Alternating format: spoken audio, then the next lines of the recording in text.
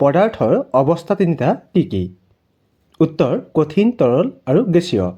পদাৰ্থৰ অৱস্থা তিনিটা হৈছে কঠিন, তৰল আৰু গেছীয়।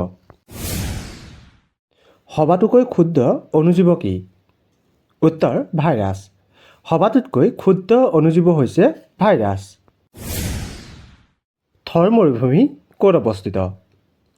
উত্তৰ ভাৰতত। থৰ মৰুভূমি ভাৰতত অৱস্থিত। বিশ্বৰ এইডছ দিৱস কোন তাৰিখে পালন কৰা হয়?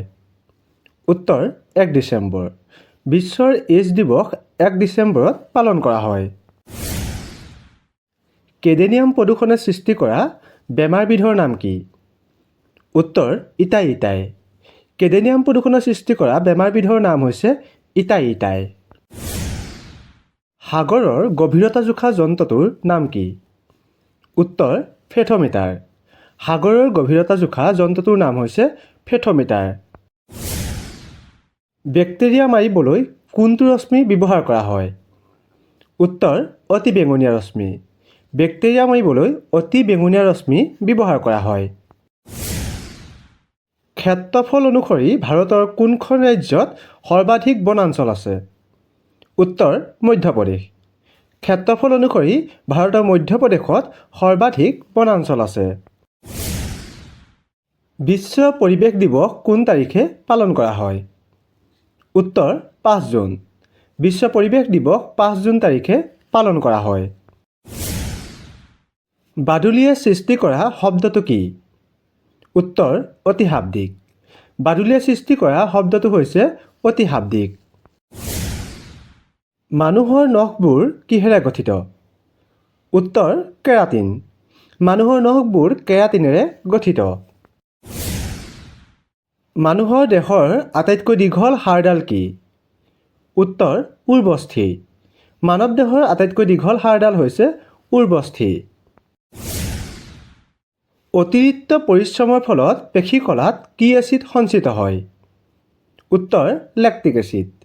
অতিৰিক্ত পৰিশ্ৰমৰ ফলত পেশীকলাত লেক্টিক এচিড সঞ্চিত হয়। প্ৰাণীদেহৰ লৌহৰ অভাৱত কি হয়? উত্তৰ এনিমিয়া। প্ৰাণীদেহৰ লৌহৰ অভাৱত এনিমিয়া হয়। তেজৰ তৰল অংশক কি বুলি কোৱা হয়? উত্তৰ ৰক্তৰস। তেজৰ তৰল অংশক ৰক্তৰস বুলি কোৱা হয়। জীৱৰ বাবে আটাইতকৈ গুৰুত্বপূৰ্ণ উপাদানটো কি? উত্তৰ কাৰ্বন। জীৱৰ বাবে আটাইতকৈ গুৰুত্বপূৰ্ণ উপাদানটো হৈছে কাৰ্বন। অধাতু মৌল বুলি কাক কোৱা হয়? উত্তৰ কাৰ্বন। অধাতু মৌল বুলি কাৰ্বনক কোৱা হয়। মুক্ত শৃংখল সংপৃক্ত হাইড্ৰ'কাৰ্বনবোৰক কি বুলি কোৱা হয়? উত্তৰ পেৰাফিন। মুক্ত শৃংখল সংপৃক্ত হাইড্ৰ'কাৰ্বনবোৰক পেৰাফিন বুলি কোৱা হয়।